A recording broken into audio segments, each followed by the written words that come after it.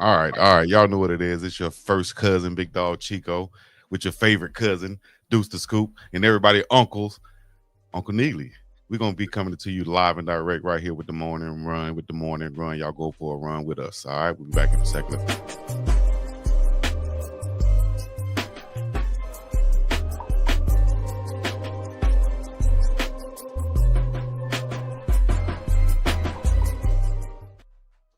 Big Dog Chico, Deuce the Scoop, Uncle Neely.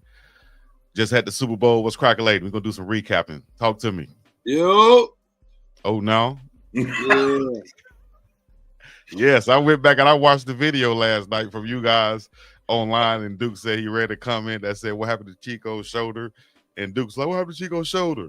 And Uncle Nito, you know what happened to Chico's shoulder. No, I don't do my dog like that. Boy, y'all is something else. Y'all is hell. Hey, appreciate you guys checking in. It's early morning somewhere, it's afternoon somewhere, it's evening somewhere, but this is the morning run for everybody. We're going to give you guys the rundown what happened last night, what could be going on this week, and everything else. Any news y'all have, put it in the chat right now. Holla at us. Shout out to MDJ Original, Goonsville Clothing, and all the other sponsors that rock with us. Law's Whiskey House, Blender, Shades, and of course, Duke's in the ATL. Uncle Neely is in, who knows what Uncle Neely is right now, somewhere in middle America, and I'm on the far West Coast. What's happening, man? Talk to me. It's all good. Eagles did it, didn't Say again, Duke. I said the Eagles did it, didn't they? Yeah, they did. Convincingly. Yeah. That's about our predictions too. Now, Dukes, I know that you was in the chat for a little while last night on Uncle Chico Live. Right. But I don't know if you were capturing the parts where Chico was trying to back off his picks. Talking about when he picked the Chiefs? Yeah. Oh, yeah. You know, Chico, you with us, bro. But see, here's the thing, though. Here's the thing. You got to give some respect to that because I did it before the game. I was trying to tell you guys before the game that I feel a little bit different right now when I woke up this morning. You didn't change it. And you were pressuring me to change it. And I'm like, Dad, why is he? All right, well, you know what? I'm not going to flip-flop. But I felt like, and I made the prediction of he was going to throw 2 picks, Mahomes. But I also said in my predictions on Friday that if the Eagles can capitalize on those, that's what's going to decide the game. If they do that, which they did, and they got up, 24-0, then that's the ball game right there. It was basically over. You got to get up on Mahomes and not allow him to fester around and be there at the end of the ball game. You know what I mean? And that's what they did. They controlled that game, even though Saquon didn't have any big breakout runs in the first half. He still was able to get positive yardage and just continue to move the pile and go forward. And Jalen Hurts will get the breakout runs and such. So, great ball game, great scheme by the coaching staff, and they deserve to win. No, for sure. Like, perfect game script for the Eagles, and probably the worst case scenario for the Chiefs. That's all you can say.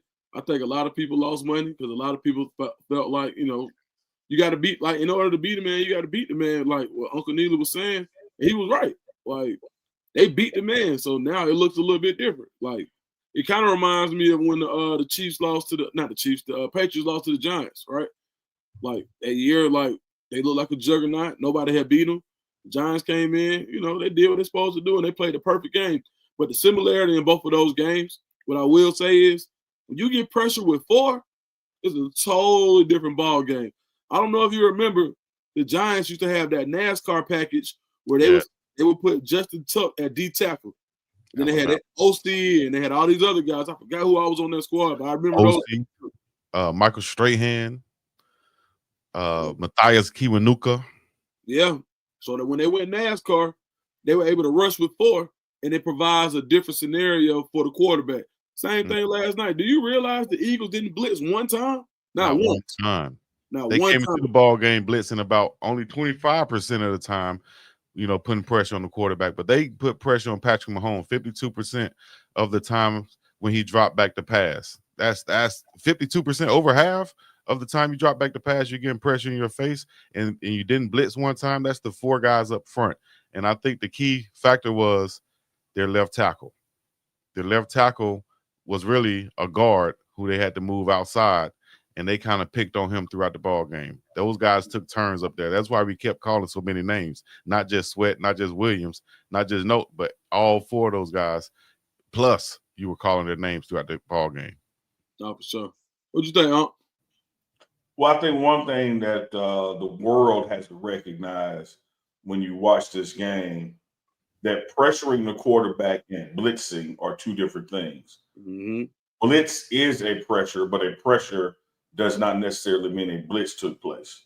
Right. And I've said on this program before, 2 things I said leading to the Super Bowl, even though I wholeheartedly picked the Chiefs to win and ain't backing off that. 2 things I said would have to happen for the Giants for the Eagles to have a chance, and that is Mahomes had the worst game of his life, and don't blitz him, because he thrives on the blitz, because he sees the blitz coming and he knows how to roll away from it and take advantage of the mismatch that's been created on the back end. When you can get at him without blitzing, and it's literally right in his face where he's not rolling out and getting sacked, he's getting sacked as he steps back up in the pocket like in a straight line. That's not something he's used to and being able to see that feel and react from. One of the things I have been scratching my head at this morning, though, I haven't watched any of the post-game analysis, but you know how the TV is on in the background, you hear stuff. Mm-hmm. I'm not hearing enough, for lack of a better word, criticism of the Chiefs coaching staff for not being able to make adjustments. Everything is Mahomes' fault. Everything is the O-line fault. I ain't heard a damn thing be Andy Reid's fault. Now, when they doing the damn thing, he sure get a lot of credit, rightly so. Mm-hmm. But I'm not hearing him get no blame in this, because one thing that didn't happen in the second half, when you saw it in the first possession of the third quarter, wasn't no damn adjustment made. Yeah. I mean, I changed what they did the first quarter, second quarter, third quarter, and you came out in the third quarter and you tried to face it the same way you did the first 2, and you got the same result. Yeah. I think, and to your point, I think if they give too much credit or they take away credit from Andy Reid, then they give too much credit to the Eagles coaching staff. Like, you got to think they're eating a lot of crow, because a lot of people were saying Nick Sirianni wasn't going to be the guy from the first interview, his first press conference. Remember how bad they got on him? Said, "Oh, he's going to be horrible." That's one of the worst press conferences ever.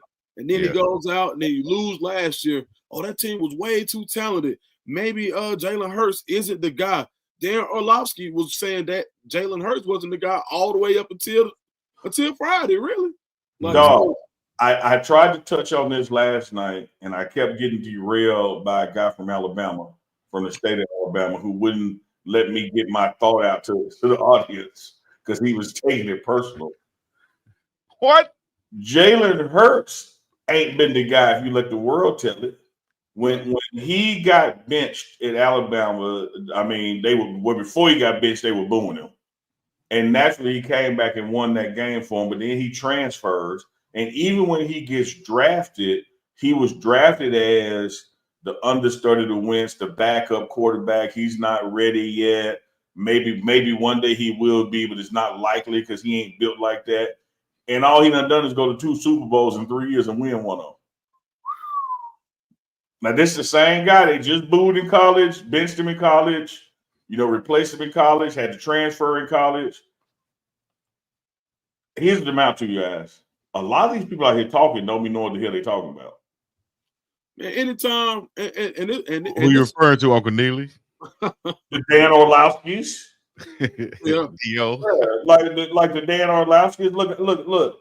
Here's one thing about having a show like the 3 of us have. One, you can't be afraid to be wrong. Mm-hmm. When you pick a game, you're going to be right or you're going to be wrong.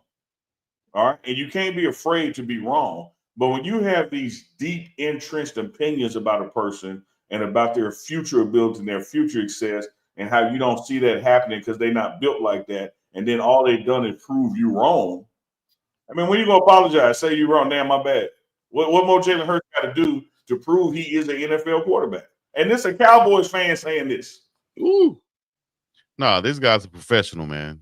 And that's what people, really admired about him in Alabama. And that's why when you were talking about saying that people were booing him out of Alabama, that's why I kind of took back and said, no, lot of people loved him in Alabama. Speaking from Chico, that's all I was saying was a lot of people loved him. Chico, I'm not saying people didn't love him. I'm saying I'm watching damn TV and I can hear the boos through the screen. That meant half the stadium was booing because they was louder than the people that was cheering.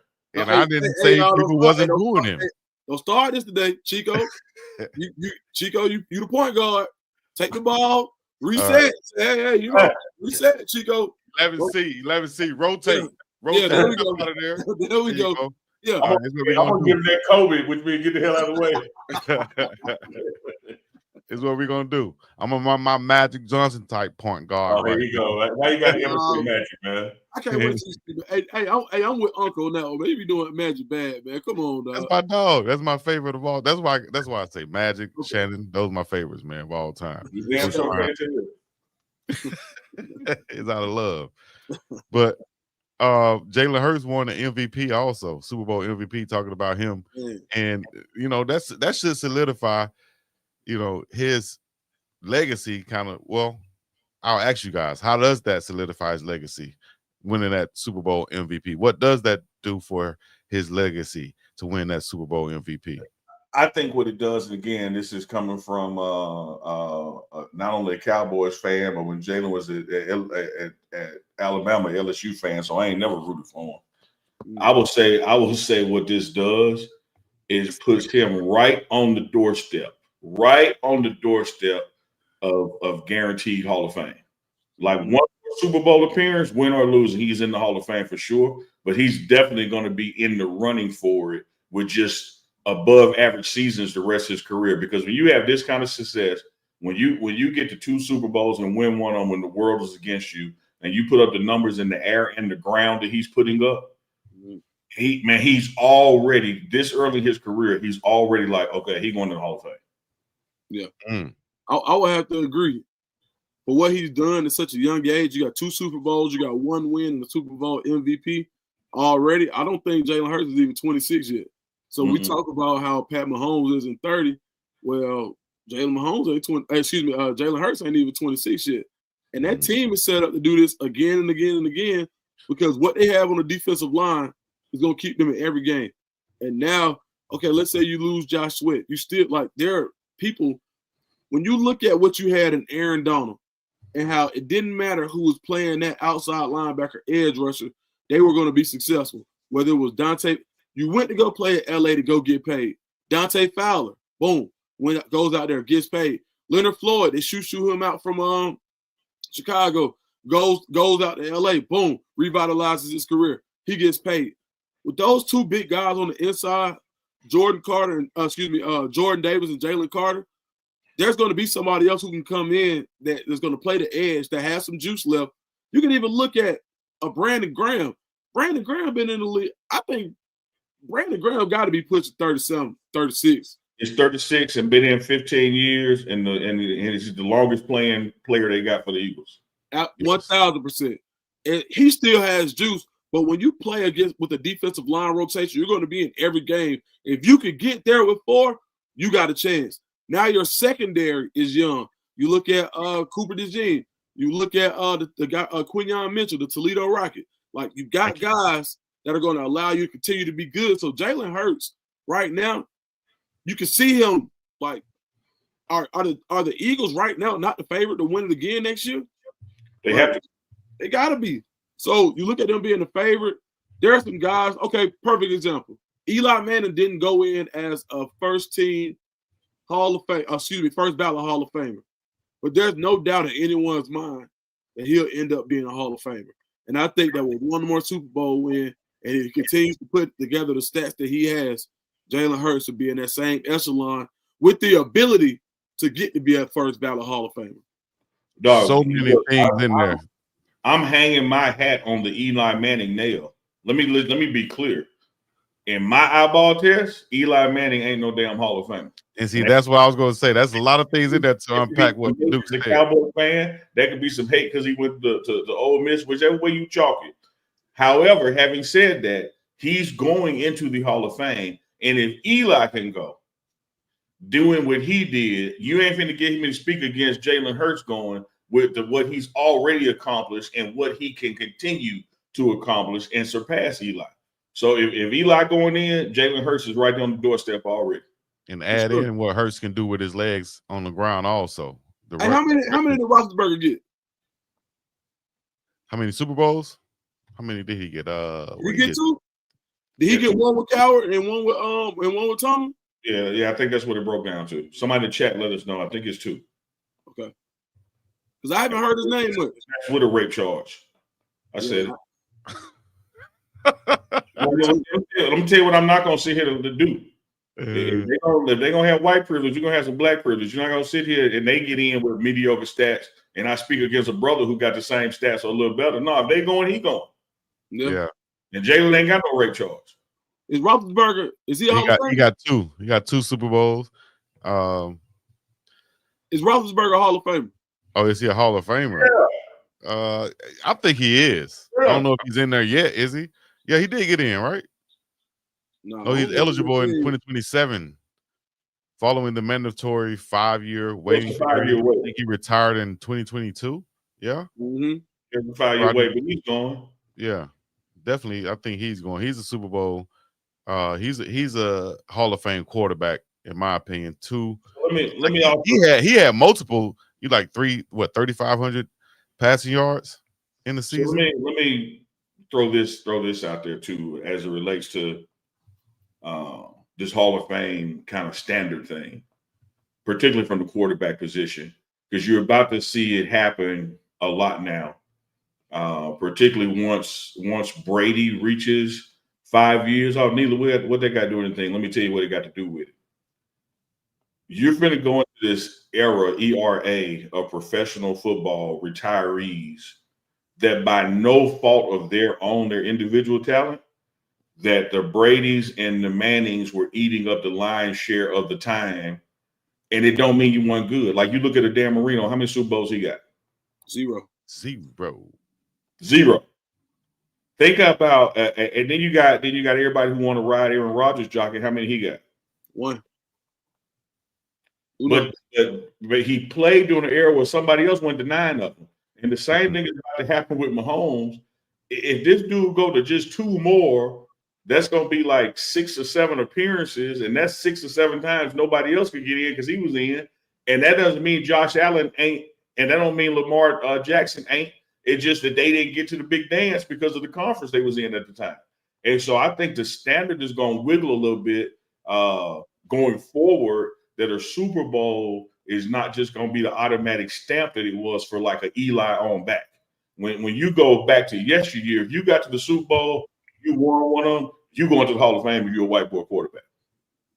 You got about 5-10 more years of that. And then after that, it's going to be, man, hell, Super Bowl no matter what did you do individually. Because what if Lamar Jackson never gets one? You ain't finna sit here and tell me he ain't no Hall of Famer. He going. Oh yeah, for sure. So look, I'm gonna tell you what they said was a qualifier that Eli Manning didn't have. Is that he was never considered to be at the top of his position group. Never. Because a lot of people said that with 2 Super Bowl wins, you should get in. That's gonna separate you from a guy like Trent Dilfer. They say, okay, you got a Super Bowl win, you can get in. Well, he's got 2. How many multi-time Super Bowl winning quarterbacks do we have that didn't get in? And they said, and I went to go look. I'm like, damn, he didn't get in. He got 2-0, and he's a Manning, for lack of better words, or to be politically correct for a little bit. He's a Manning, right? Yeah. Okay, cool. He didn't get in, and so I did my research, and they said the qualifier that he didn't hit was that he was never considered to be the best. All right, so Ben Roethlisberger, some people feel like he'll be first ballot. He's 5th all time in passing yards. I mean, I don't know, but Lamar Jackson, 3 MVPs, he's going. Josh Allen, if he never wins one, he's going. Like he's on a trajectory to go. A guy like Matt Ryan, no Super Bowl wins, 1 MVP, did it for a tremendous amount of time. I think he's on the borderline. But if he had a Super Bowl, if he wins that Super Bowl, he's in. Like if he won that game, he didn't. And you nailed it. And I'm not talking about statistics. I'm talking about a perception here. Yep. Where you perceive to be Matt Ryan at, who's no longer playing, is exactly where I perceive Jalen Hurts to be, who still is playing. They right there on that doorstep. Yeah. Now, Matty Ice got all these stats and all these accolades because he had the longevity to it. But without the Super Bowl ring, you don't look at him like, oh, Matty Ice is a Hall of Fame quarterback. Boom. Because just like when you do the Eli measurement, at what point was Matty Ice the best quarterback in the NFC, let alone the NFL? But there was one MVP, right? That one year when they went to the Super Bowl, that one year. One time. Has Jalen elevated himself past a Matt Ryan with this Super Bowl win already? In his career? I don't know. Maybe you went to the bathroom. I just said for me that Jalen has caught up to a Matt Ryan right now. They're at the same precipice. They're right there on the doorstep of it. Now the beauty of it is you're saying right there on the doorstep, and I'm asking you. So with the Super Bowl win last night, look at Philip Dukes over there, favorite cuz. With the Super Bowl win last night, you're including that in his resume. He's still only right there with Matt Ryan, who doesn't have a Super Bowl win. Let me answer your question with a question. When are we talking? We talking this morning. When was the game last night? Yeah, I'm including last night. Well, hell, I feel like he way over Matt Ryan without a Super Bowl win, and with what he's done right now, including the Super Bowl last night. I feel like you're not giving the Super Bowl enough weight. What is the longevity of Matt Ryan? I'm just trying to clarify. Ask you why. I'm straight up, dude. I know you're a busy man because you be producing while we're on there. That's all I'm asking. But I'm gonna have to ask. I'm gonna have to implore you. I'm gonna have to beg. Mofo, you got to start listening while you work because I can't No. I didn't explain where the Super Bowl ranks then, now, and in the future 5 minutes ago. Well, I think in my opinion, Jalen Hurts with 2 Super Bowl appearances has already caught a Matt Ryan. I explained that, and then your next question is: so, with the game being last night, what do you think about this morning? Well, I would say this, including last night. I think he already surpassed him, not just caught him. I think he's already. That's beautiful. I'm not against that. That's what I'm not saying. Against that. I was just making sure that you were including the Super Bowl. What you have to understand, Chico. Imagine this now. Imagine this. And the Chico, MVP.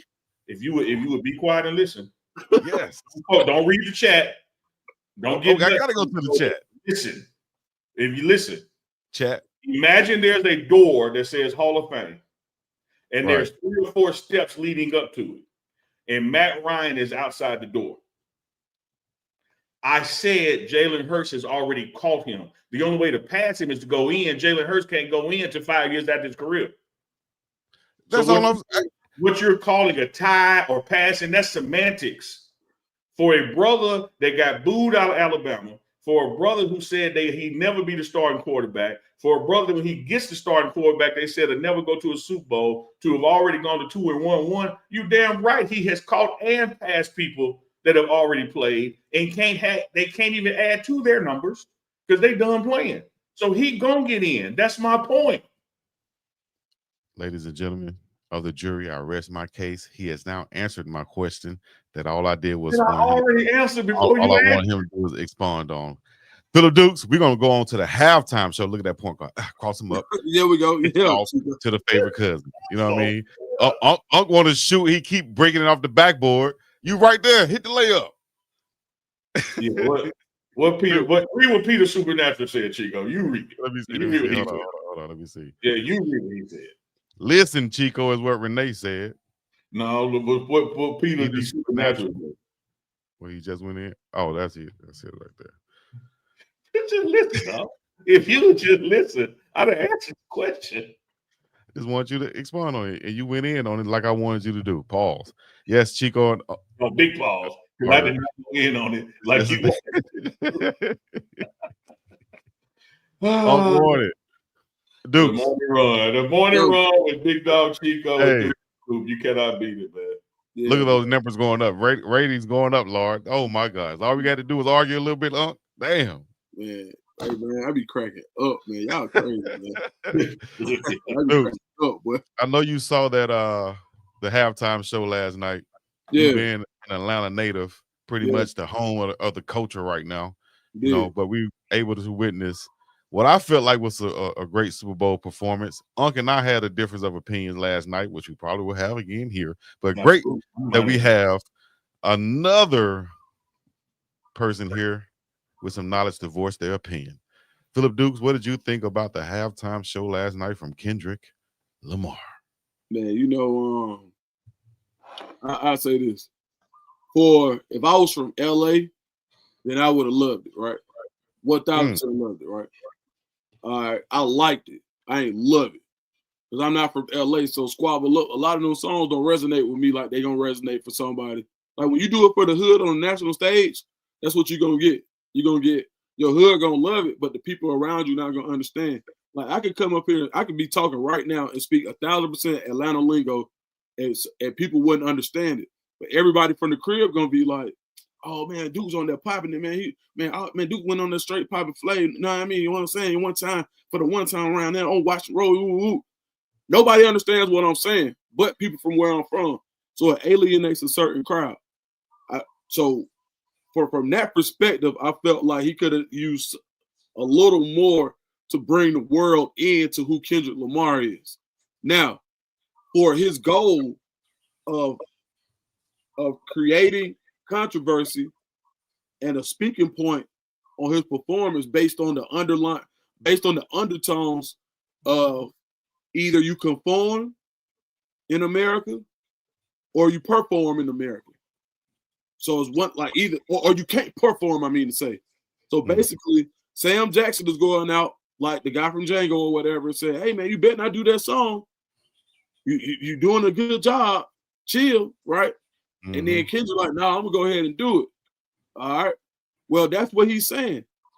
So from that perspective of it, I love the message for somebody who went through something like that, where it's either you conform or you can't perform. So when he said the revolution was going to be televised, that's what he meant. He literally went up there, red, white, and blue flag, all black people saying that this is how America was built. Had the white with the KKK stuff and the red and the blue being African Americans. Cool. I got all of that. I mean, I literally went down to go break it down and figure out the message. So I got mixed opinions on it because I feel like sonically and musically, there are better Kendrick Lamar songs that he could have performed yesterday to really turn up. Like he could have did swimming pools, he could have did money trees. Like it's a lot of stuff that people know, like that would have really had it lit. Or he could have did the feature from the Travis Scott song, Goosebumps. Yeah. There's a lot of stuff that he could have did, but he literally did stuff to match the narrative of what he wanted to do. So sonically, I'm gonna say just like entertainment value, based on fatigue too. Yeah, think about it. We've been going through Kendrick Lamar in this song since last year. So I think some of the fatigue took away from the performance. Like you got to think the Netflix special already, right? Boom. All year long, people been looking at recaps. Then he just had the Grammys where the Grammys was a week ago. He didn't perform, but the song really made the Grammys. Oh, look how everybody's reacting. He swept the Grammys. So sonically, I'm gonna go probably about 7. Sonically and entertainment value, 7.5. But I'm gonna say 10 or 10 for his intended message. Okay. I would go to Uncle Neely, but I want to kind of expand on that something that you said in there, but I don't know if I should do that. Now go ahead, bro. Like we need to talk. Look, I tell you what. Before I'm gonna help you. I'm gonna help you, Chico. I got you. I'm just messing around. Go ahead. I ain't gonna let you get. I'm gonna take the shovel. So I got you today. All right, you got me. We're gonna go to Uncle Neely and hear his thoughts once again. Let him kind of echo what he said last night, if he wants to. Dog, here's the thing, man. Here's the thing. And Malcolm X, not Neely. Malcolm X said this best 60 years ago. We the only people on the face of a damn planet that look for entertainers to lead us and guide us out of something. Stop overthinking this. That's one. Okay. 2, I love art, but y'all know I don't care if it's architecture in the building. I don't care if it's art on the wall. If some got to explain it to you, a lot of it's going to get lost. 3. And when I give you these things, Chico, these are in no particular order. They're not in order of priority. All right. 3. I like Kendrick Lamar. Love his music. I liked the show. When I was asked last night what I thought about the show, you know, as it relates to Super Bowl halftime entertainment, blah, yawn. Because even with all the symbolism and the deep thought and the deep meaning and, oh, look at the people on the lamppost and Samuel L. Jackson, man, whatever. Kendrick, and let me tell you this, Dukes, it could have been fatigue on Kendrick's part. He walked through that show like it was a damn walkthrough rehearsal. No. He was low. It wasn't vibing hard. And when you talk about like making statements, let me tell you a statement I say made that didn't have no damn theatrics to it and none to interpret. And this is not comparing, you know, a national anthem to a halftime performance. I'm just talking about when you own something and you do it for the culture. I mean, y'all go watch Marvin Gaye national anthem at the All-Star game. When he just slowed that damn thing and just blacked the fuck out of it. He ain't had nobody in the Uncle Sam costume. He just said, look, black folks gave birth to America's music. That's why Mississippi, by the way, the motto is birthplace of America's music. It all started here because it all started from singing on plantations. I liked the show. It was cool. But from an entertainment value, let me prove to you that I ain't think much of it. I bet I'll watch it again. Hey, I got one thing I will do. You know what made me? People may be mad at me. Let me say this, Dukes. That was a pregnant pause like Chico be doing. Pregnant pause. I like that. Might need to coin that thing. Pregnant pause. We gotta stop doing as black folks. You know, we want this DIE stuff from them, but we don't want to give it to each other. You got to create space for inclusion and people having different opinions. And you got to be able to not call somebody dumb because they don't have the opinion you got. And so this whole narrative out there where you're just not intellectual if you didn't like his performance. I could be a damn nuclear physicist and not like his performance. Intelligence and intellect does not have anything to do with somebody's taste for performance or enjoyment of a music. Stop overthinking this. Stop writing these damn think pieces about it and trying to make like, okay, well, I'm on this other echelon because I get Kendrick Lamar. And what we need is all the black folks that get Kendrick Lamar. Let's go buy us some land in Georgia and start us our own nation because we get it. And we don't need people that don't get it. Like, come on, y'all. It was a damn halftime show of the Super Bowl. An event that is for them, by them. And if you really think that the people who put on the Super Bowl are going to allow some black messiah to come to lead you to your freedom on their dime and their time, all right, stop overthinking it. It was cute. It was informative. It was some nice symbolism to it. But as it relates to entertaining, you know you ain't finna sit up and watch that 5 or 10 times like you did Snoop Dogg and them in LA. Stop. Man, you know, the one, I tell you what really made me like his performance was listening to Snoop Dogg narrate it. I don't know if y'all saw it, but on Twitter, I seen Snoop watch it. Yeah. And his ad libs, Snoop Dogg narrating it, turned it up 10 times 10. Like, so, and the reason I think LaDaniel's in the chat was like, you don't get it, you don't got to be from LA. The reason I say that was because I listened to it from Snoop Dogg perspective, and there was so much in there. Like the average person, like when they come down, like, you know, I know people say like, oh, there's a sense of pride that goes along with somebody seeing somewhere around you do something. When we saw Outkast on the Democratic National Convention, it meant something to us being from the South Side. It just means something different. We enjoyed it more than the average person enjoyed it because we were like, oh man, that's when Atlanta started blowing up, and it was Outkast. When Outkast got booed at the Source Awards, we felt differently about it than the rest of the world. They was literally getting booed, and we was like, bruh, we here, and they was getting booed. So sense of home always is gonna provide more entertainment. The locality of it and the familiarity is gonna provide more of a sense of entertainment. And I was able to dive into that locality and familiarity by listening to Snoop talk about some of the language that they use in LA while watching. I was like, oh, that's what that is. Oh, okay, that's how, you know, like it took me a while to figure out that squabbling was really something. I didn't know what whooping feet was. I didn't. Like, I ain't never heard nobody say whooping feet until Kendrick said it in that diss song. So, Right. I mean, shoot, it is what it is. But when I listened to Snoop, it made more sense to me entertainment-wise. But I'm going to stand on what I said. What I said is 7.5 entertainment-wise. It is what it is. I tell you what. Let me tell you this, Dukes. Yeah. Ain't nobody mad at you for believing that. But why the people who think it was an 8.5 mad at the people who think it's a 2.5?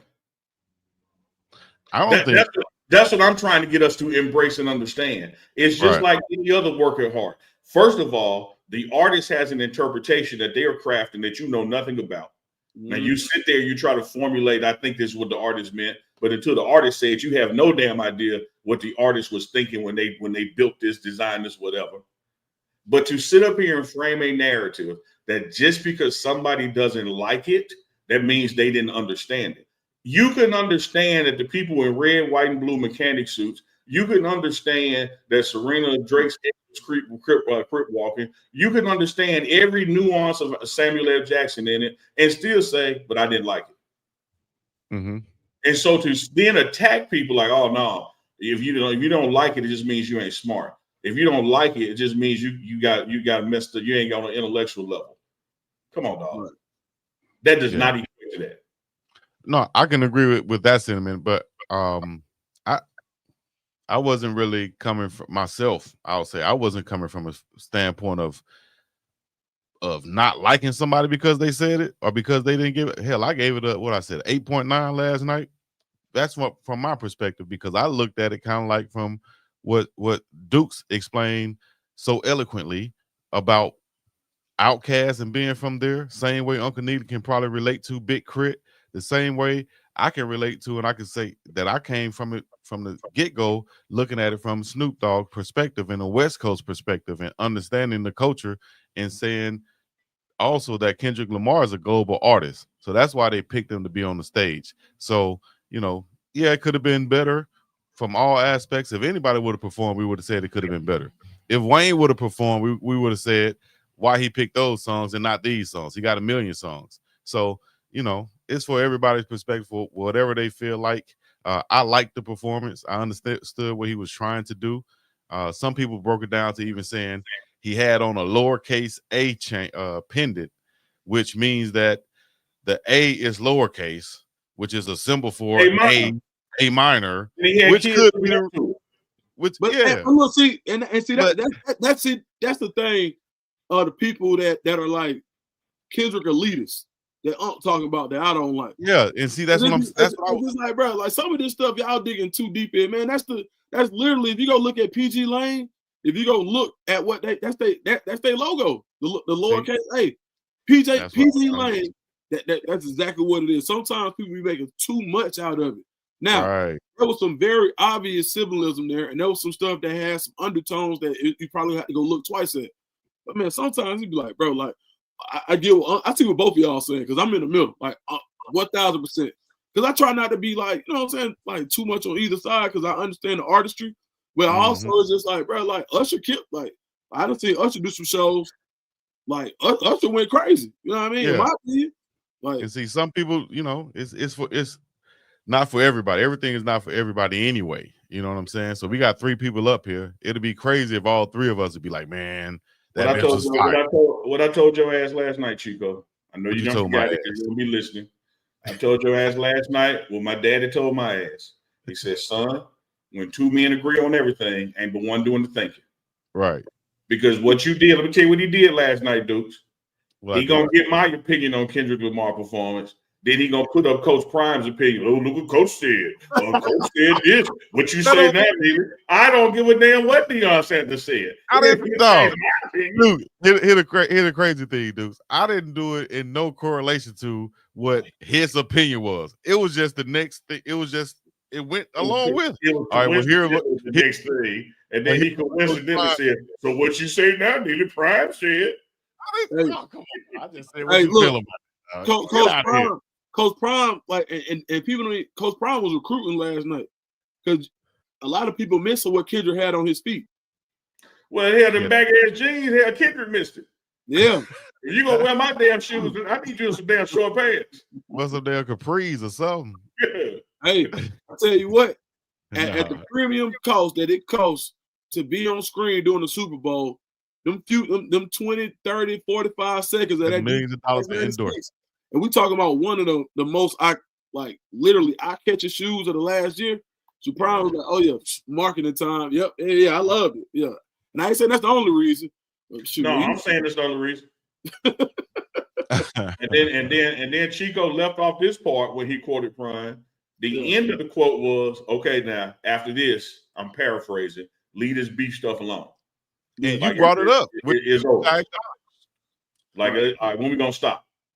Like when how many more times we gonna shoot each other before it leads to people shooting each other for real? Right. Which you brought up, which was that's an example of a nice toss up and a slam dunk by Neely. Because I brought up this and you brought up that to finish it off. Look at that look. Look at that look on his face. Cuz look at the look on Uncle Neely's face, cuz. Anyway, well, it's gonna make you smile right here, Uncle Neely, as she normally does, because she just broke us off with a super chat. That is Mama go get the other one. Go get the other one. Put the other one on. That's the $20 super chat, Uncle Neely. That's the second one. That's the one. Oh the other my God. Undone. What y'all call him at ATL? What you call him at ATL? Huh? Undone. What you Hunchos? Undone. Hunchos. Easy. Yeah, Huncho. Yeah. Let me make this big enough, man, because I cannot see that. You feel me? Appreciate that, Mama Tia, up in this thing. You gotta read out. Undone. Man, I can't see that, man. I'm trying to make it big enough. Okay, let me tell you this. Let me tell you just hold on. Let me make it big enough, dog. Ain't read on grade level since third grade, but now they intellectual want to break down the artistry of a show. Mama Tia, $100 super chat. We love you, Mama Tia. You hear that? Hold on. You hear that, dog? Why you mute yourself, Unc? You hear that? Hey, look, Mama Tia said, you do it, Mama Tia said 40 acres and a mule. I'm looking at it from the perspective of history. Let's be diverse. It wasn't the greatest, but there were dialogues. When Samuel J. went on to next and next, thanks to Uncle Neely for setting the platform. For sure. Thank you, Mama Tia. Man, I'm gonna put my screen. Unc, you still hold on. Unc, you muted. You unmuted. That's exactly what I'm saying. She said it's the same. I'm totally agreeing. A quarter got a head side and a tail side, and it's both 25 cents. You can appreciate the artistry and the message of something and still not have enjoyed the performance part.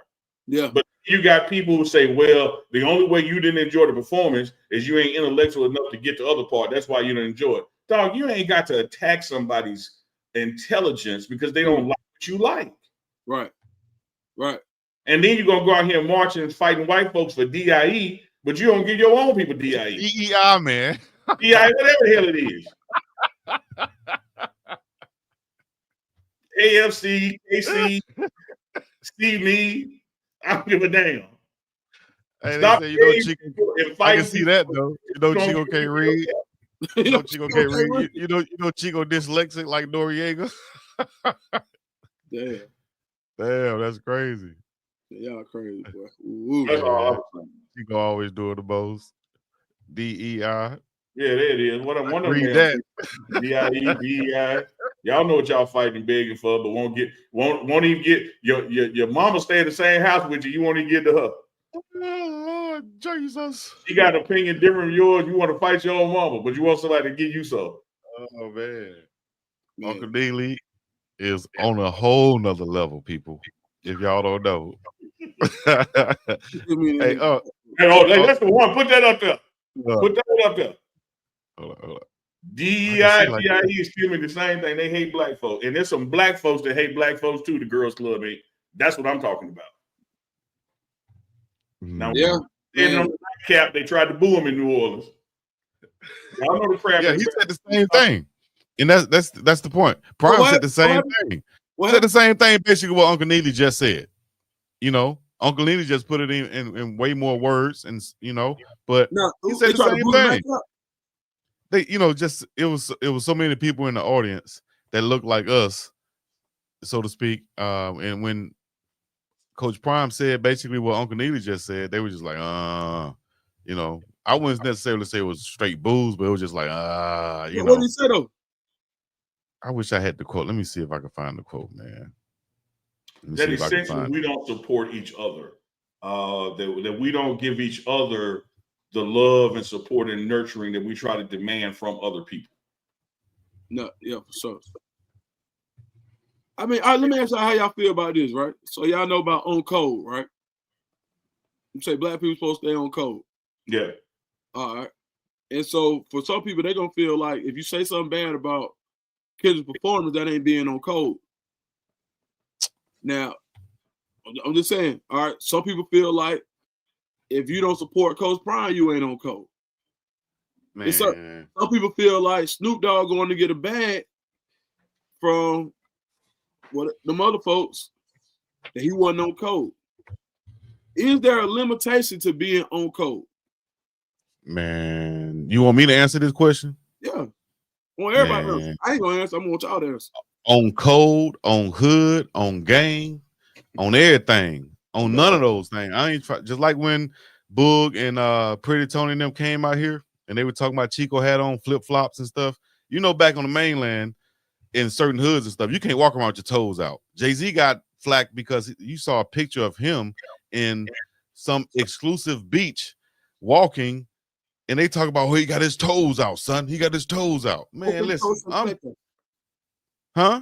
You remember Cameron was talking about the folks had on open toe collectors? Remember that? Yeah, like, bro, I'm trying to be so far away from that, dog, that I hope I never hear that again. Because I ain't trying to compete with damn Negro Indian about shoes, clothes, fashion, designer, none of those things, dog. So being on code, I know, and that goes into being on code and trying to be politically correct, or I'm not going to perform at a Donald Trump affiliated event or something like that because of what people might think. Man, I'm of the nature of, man, bump all them and all that, dog.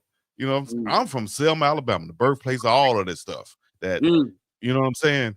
So shit, if all of that, cuz that's just me. Before I say something else, Uncle Neely, it's on you.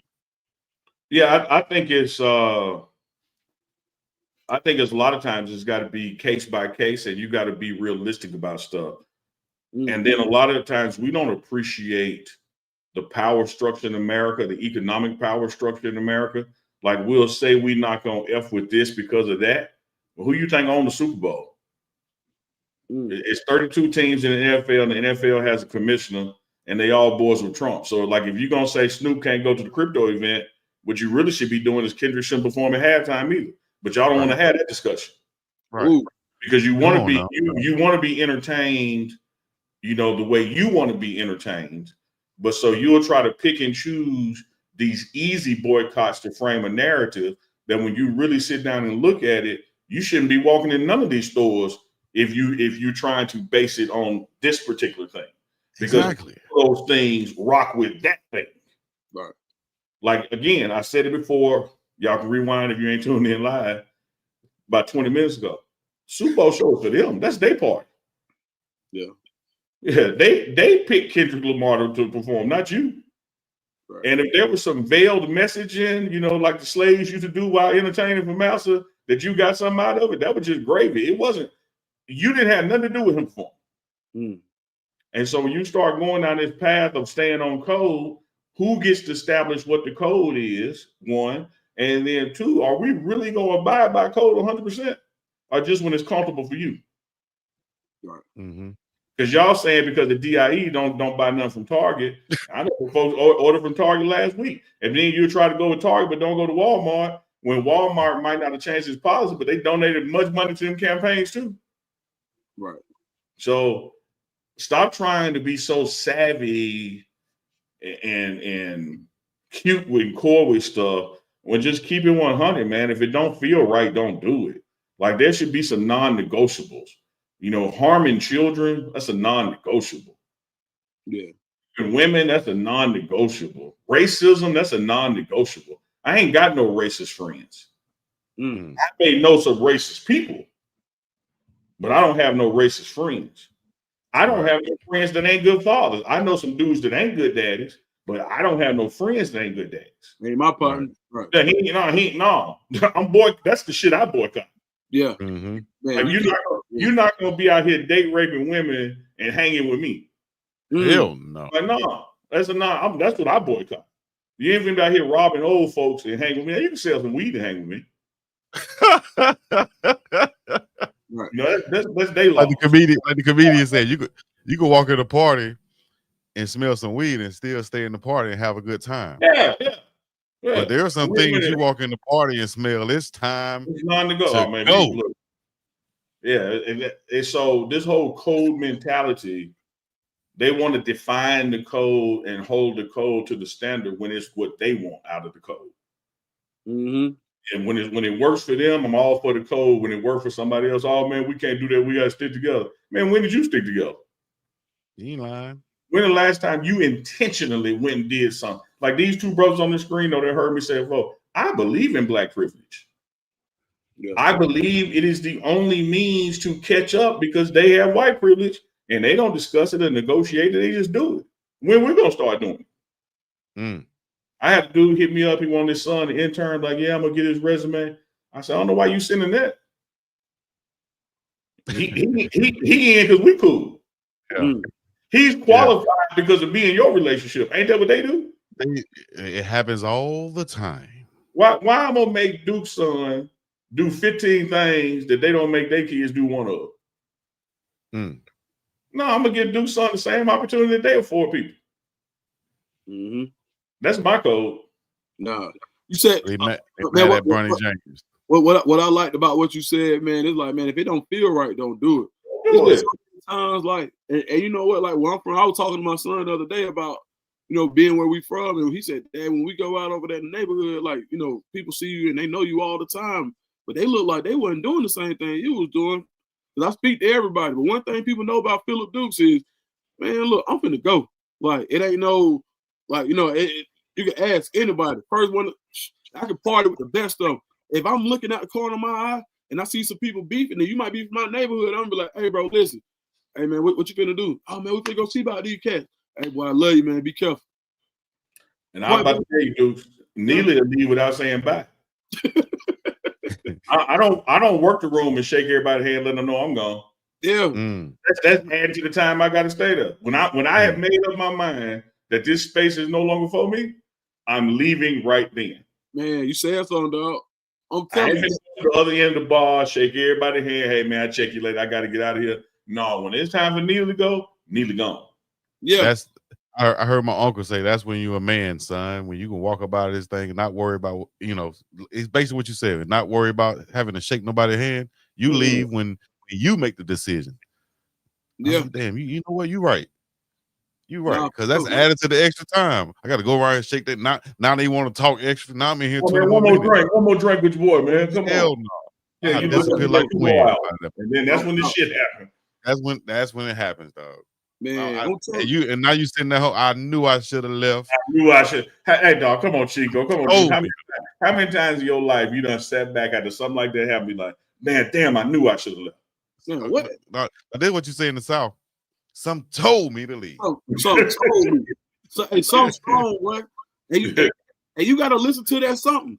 Even when it comes to, if people go say you're not on code, if you know it ain't right for you, then I'm not gonna go do it. Like I'm not. And I believe that's what made me a man. Like what allowed me to raise my little boys for me to say, when everybody said, man, look, I'm gonna tell you, my grandma told me you better not go to Auburn. She was like, you better not go down there. She said, man, my grandma, God bless her, man. Granny was crazy here. Granny say, you know, that's where they made the Ku Klux Klan. Why would you go down there? All these good schools over here. Go to Tennessee State. I can check on you. Go down to the AUC. But I went to Auburn because it was something else I wanted to go do. So I went to Auburn. Now, I ain't never went to a white school. That was the first time I went to one. Cool. Yeah. But some told me that was okay for me to do. Man, there was people around saying, man, how you not going to go here? Your mama went to an HBCU. But I did what was right for me. Can't nobody take the fact that I'm from College Park, Georgia, away from me. No. Right. Go look at every yearbook from the time I was little. Go look at my mama's house right now on Janice Drive, Washington Road. Like, it's nothing they can take that away from me. But there were things that people will say, well, you ain't on code. And that's what but what feels right for you? And I think that's Well, if we were to encapsulate everything, the performance, who you align yourself with, everything, it comes down to that. What you said in that moment can put a bow tie on this whole argument, because there's gonna be people who feel that, who felt that performance. You shouldn't let another person's opinion affect how you felt about that performance. Yeah, that's just it. Dude, let me tell you something about time on task and prioritization and being on code as it relates to a mission. I can recall vividly when I was getting ready to, for lack of a better description, move my platform, my body, my person, my resources from Jackson, Mississippi and Jackson State to Boulder, Colorado and the University of Colorado. And a friend of mine, we talking at the barbershop, and he was talking about, the impact or lack thereof on young Black men, as related to what I do. So I had to hit him with this. I said, okay, we in Mississippi, which has the highest minority population of any state. Almost 50% of the state is Black, but it's around 40. We're in the city of Jackson, that's 85% Black. And we're at Jackson State University, that's 99% Black. And you're telling me that I'm more needed on this battlefield than I am in a battlefield still working with young brothers, but in an environment where they're only 3% of the population. Which one is the call of duty higher? And if I'm needed in an environment that's 99% like me, it's something wrong with the other 98%. Yeah, it should be plenty of you in that community of 99%. When I look at Dukes going to Auburn, the impact that Dukes can have on Black people and especially white people at Auburn, because this thing don't change until they change. Like you preach to yourself and get motivated, but until the walls of white supremacy start tumbling down, the system is the system. So I would dare say to you, Dukes, that your articulation of the issues and your standing on business, your code has more impact there in Auburn, Alabama, than it would in Montgomery, Alabama. Or Tuskegee. Yeah, because you at the real front line of this thing. You're the tip of the spear. Because these people who are leaving that university, having been exposed to you, are the next creators of policy. Exactly. And maybe they view things differently now than they would have because they got exposed to you and you spoke the truth around them. It's why the Bible tells you, admonish you, back me up with this, mama, to you, speak truth to power. Yes. Like 100%. when you faces and you want to sit in your hands and don't say a damn thing, but you get around your people and fight all day, you a coward. Yeah. There you go. You're right. I'm not Colorado and be quiet, but sit and meet the Jack State and raise hell. No, I'm gonna raise hell there. Right. Right. Now you're right. Say something then. But also you're going to be a representation of where you come from, to letting them know, hey, whatever what's the word? Perspective or thought that you had of anyone that's coming from Mississippi or the South or a Black person or a big Black man, I'm going to change that narrative, or I'm going to give you my narrative. You know what I'm saying? And here it is right here in your face. And it might be, not what you thought. Yeah, let me look at you, Chico. Look how many miles and jaws dropped when they found out you in Hawaii, because Hawaii still looked at the place like, how he out there? Yeah. What the hell going on? Like there is a limited space on the earth for Black people to be successful. Like how dare this joker with this Afrocentric hair, that's code for nappy, be in Hawaii and I ain't never been. That's what they saying. Oh yeah. I've lost subscribers because of that. Yeah, because like you can't be in Hawaii. Like you can't live nowhere beautiful. Nah, I can't be here. And you know what? If you go to the right places in Hawaii, I ain't never been, but it's according to my pops. He said there's some places in Hawaii where they'll treat you worse than some of the worst places in Alabama for being Black. And I hate to bring light to this, but it's the facts. Yeah. I've gotten called the N-word twice out here, and I've never been called the N-word in Alabama. Man, you done been called that word twice on this show by me and Dukes before, so and you right about that, but we ain't have to travel too far. So see, once again, Dukes, maybe it's me. It was me. I'm the common denominator, so maybe I got to do something wrong. Hey man, I done got called the N word in Hawaii. Chico, you're doing something wrong. God damn, you're doing something wrong, Big Man. What are you doing? Because the people that said it to you in Hawaii, I don't know them, but we both had the same response. Just like Lil Faith didn't know my barber, like you said. Yeah, they don't know each other. Give me that shovel, Chico. But look, on everything, though, they got it. Give me the shovel, Chico. I got you, cuzzo.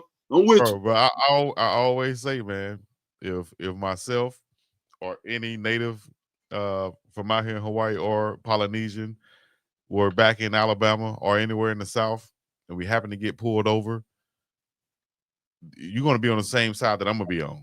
Absolutely. You feel me? You're just going to have good hair or something, or you talk with an accent, but you're on the same side, dog. So you can just say different hair. Man, please. Yeah. You see, it didn't matter that Warren Sapp was Warren Sapp. Right. Hell no, it don't matter. So it's all love though for the most part. You know, you give respect, you get respect for the most part. Period. And that's just simple as that. You know what I'm saying? In one case, I did kind of it was doing y'all want to hear a story? Yeah, absolutely. Chico, I don't know, man. No, don't stop it. No. Look, all means. Give me the story face. Give me the story face in the head. I don't know if I should tell that story at all. Those are the best ones. The ones that you shouldn't tell, those are the ones. That's the best ones. I might need to hold out with Dukes. Oh no, Chico, you can't. Come on. I need to hold that chat. Y'all gotta let us know if y'all want to hear the story. I don't think Dukes want to hear it. You tell the story, you get the digging at the top of the hour. No. Come on, Chico, take us out. It's story. I told Moses we need some story time with Chico music. Story time with Chico music. Story from Come on with Hawaii. it, Chico. Come on with it. Real quick, we was talking about the two times. Take your time. Don't do it quick. Y'all want to hear the time I got called the N-word or the time this dude approached me during the pandemic trying to fight? Oh, let's go. Yeah, I think I want both of them, man. It was funny, dog. And it's kind of like Duke's story where Duke said I had to walk away and I had to think about it. Wait a minute. Did I get punked or did I do the right thing? That's one of the Duke stories. So here it is, people. I am following. See, I don't want to incriminate nobody, so I can't tell everything. So I'll kind of piece it apart. But long story short, I was behind somebody and we turned and a local guy, which I didn't know who it was, but he turned and he kind of looked in the car in front of me like F them. So I kind of mean mugged him, I remember being in a bad mood that day too, but I kind of mean mugged him like, man, you slowing up traffic and you looking at the people in front of me. What you doing? So anyway, I just thought no mind of it. Thought he was just gonna leave it alone and go. Man, I saw this dude whip his car around. I said, oh shit, it's coming back.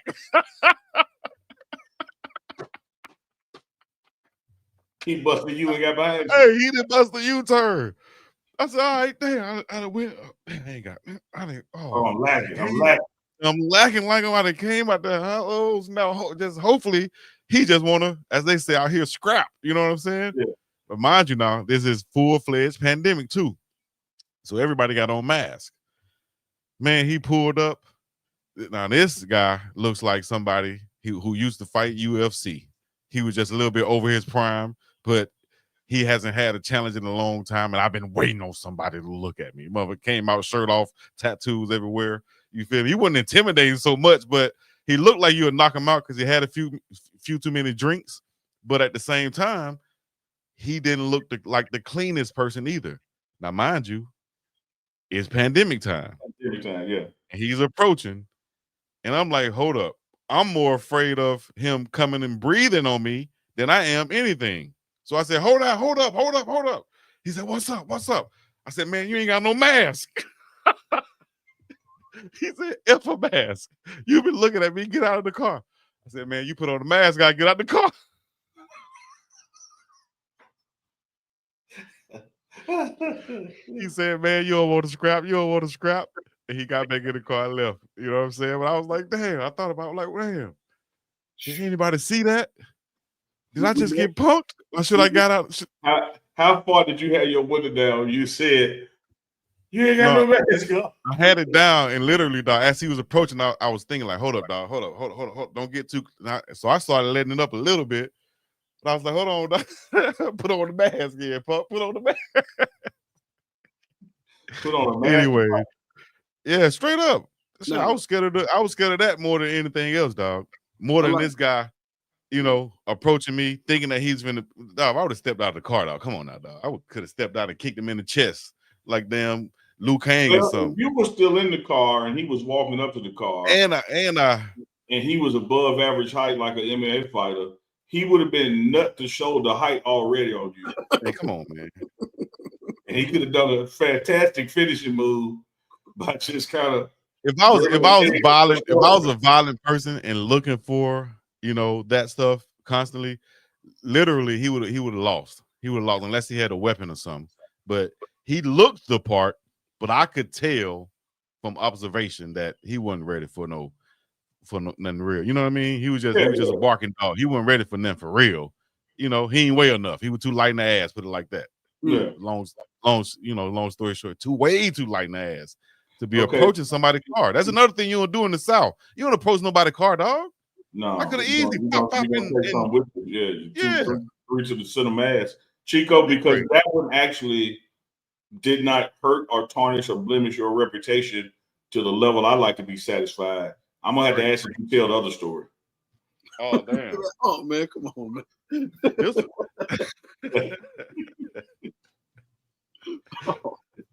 not gonna hurt. I'm entertained the more you hurt yourself. So it's like Chico, you ain't see me do like this. I was like, woo. Well, boy, made it out.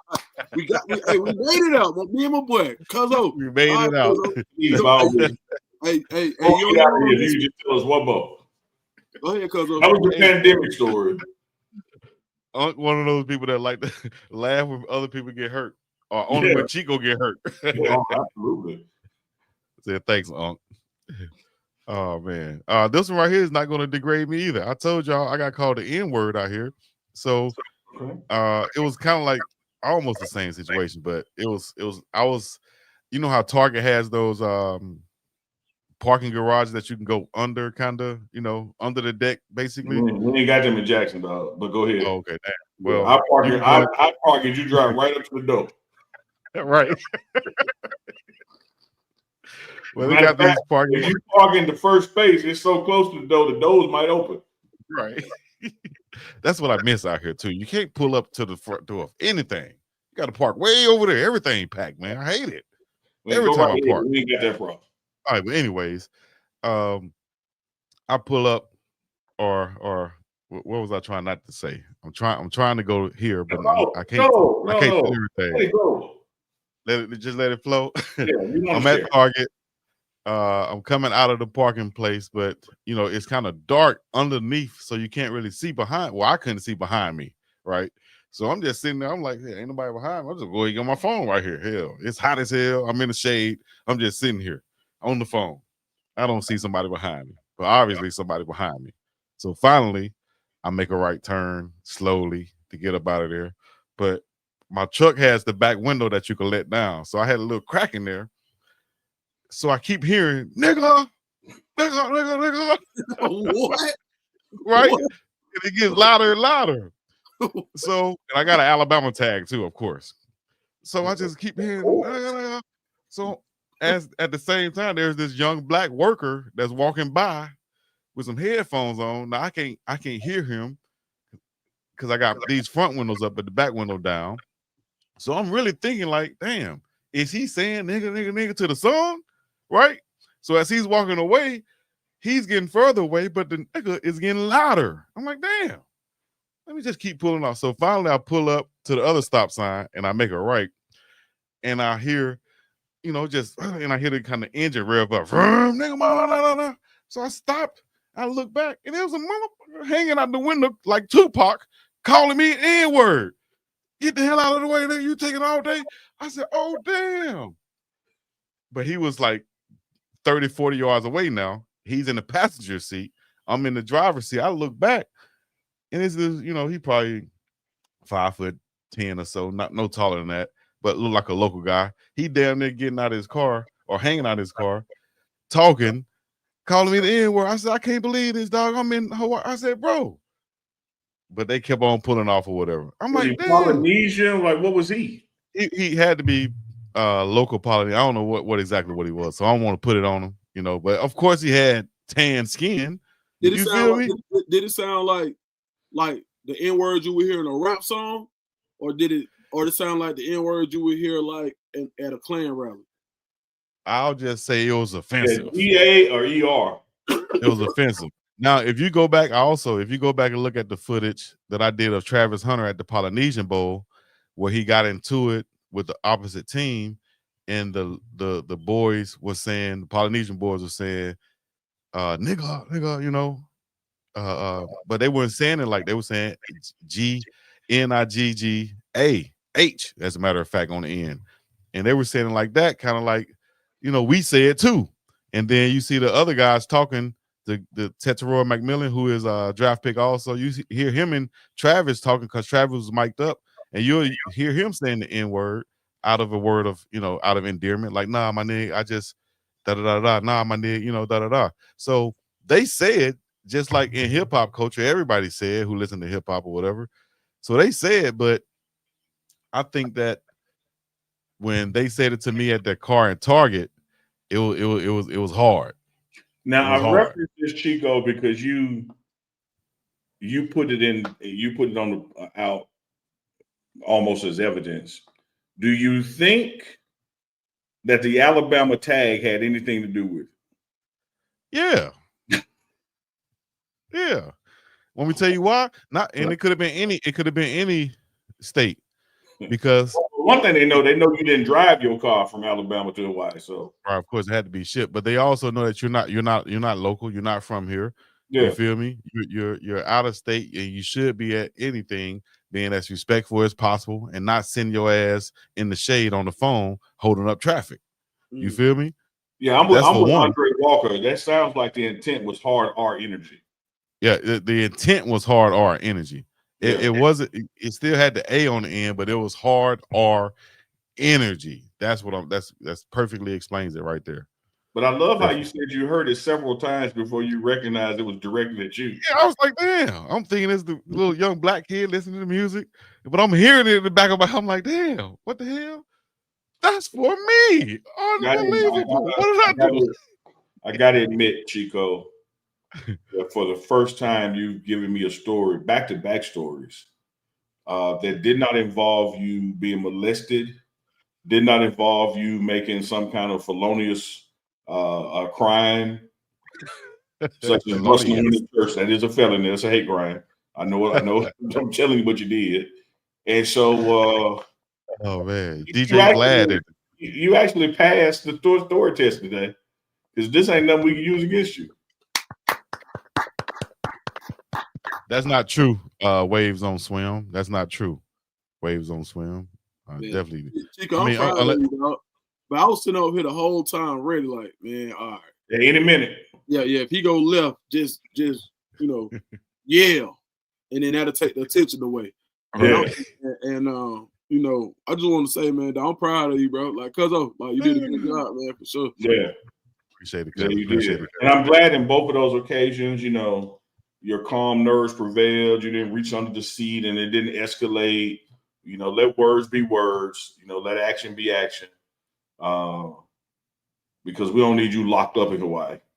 No, that'll be the last thing. I've seen people fight out here, and I'd be like, "What you doing? What are you doing?" Yeah. Look where you're in the wrong space. Like you're in the wrong space. Then if you got to fight, what? Yeah. Walk down the street, cuz you're doing the wrong thing. I said this is guys getting in a fight at a strip club. I said, man, y'all see what are you doing? They in here butt naked and you fighting? You fighting. You make the ugly face. I don't understand it, dog. Let me tell you, two places I ain't gonna fight, Chico. 3 places. I ain't gonna fight. I ain't gonna fight at the bank, the strip club, or the cafeteria. Man.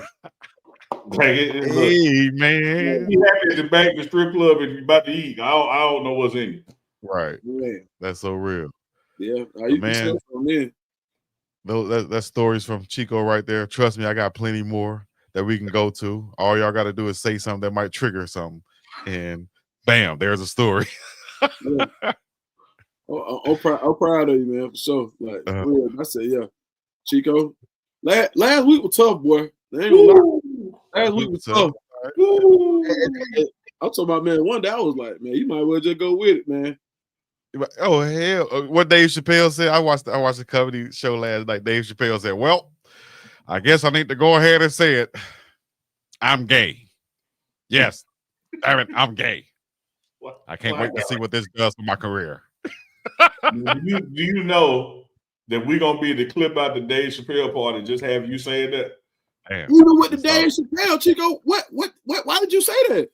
Because Dave said it as a joke. He was like, y'all got to get it. He said, I'm not gonna say it again, but he said, and then he said, I can't wait to see what this does for my career.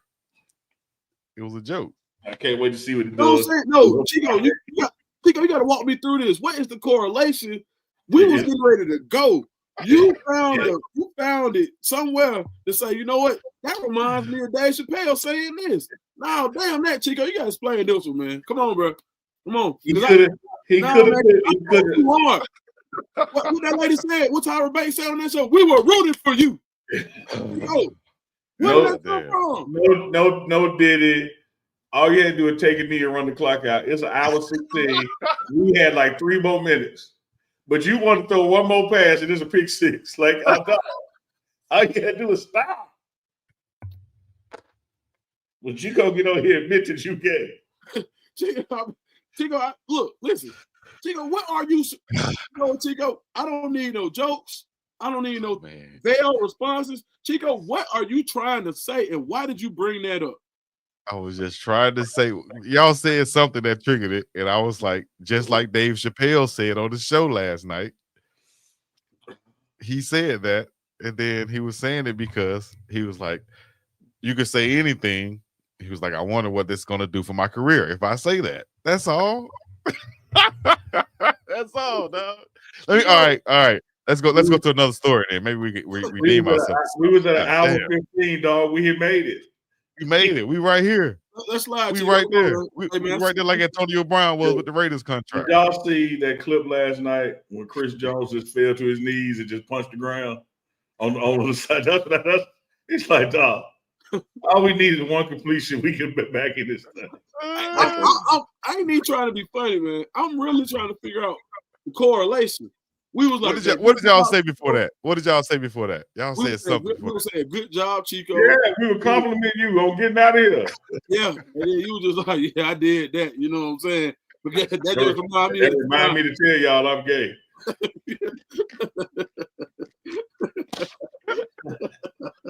Out the blue. Now look, kids just be saying stuff. Look, kids just be like, my mama sleep with my auntie. Like, Chico, hey y'all, Dave Chappelle.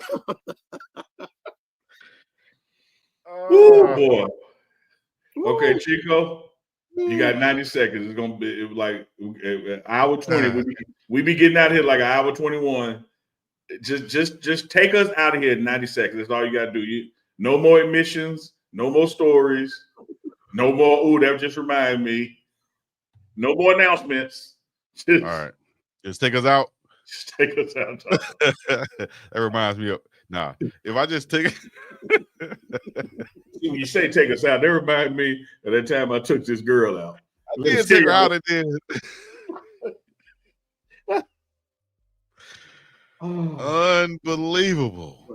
Ladies and gentlemen, boys and girls, children in the chat. There you go. Now make sure y'all get up in this thing, hit the like, subscribe, and comment. Let us know where you're checking in from and where you watch the show at and how you watch the show. If y'all support the show, you can become a part of it by being a sponsor or presenting advertiser or anything of that nature by hitting up Uncle Neely at Uncle Neely at thepregameshow.com, or you can inbox BiggDogg Chico or anywhere on social media.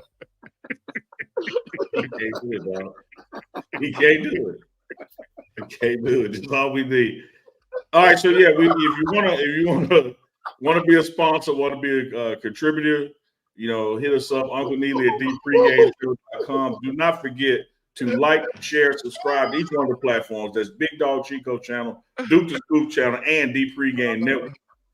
We'll be back with You Tell Me tomorrow night live, Tuesday nights live, and then Wednesday morning you can expect more of this, whatever this is, the morning run, where all people are crying and they got nothing to do with halftime Super Bowl show. Chico, another great episode live, morning run, Deuce to School. What you got coming next for the people, man? Hey man, Chico said, I said, Chico, you had a rough week last week. He was like, yeah, that reminds me. See, y'all, I tried to get us out of here.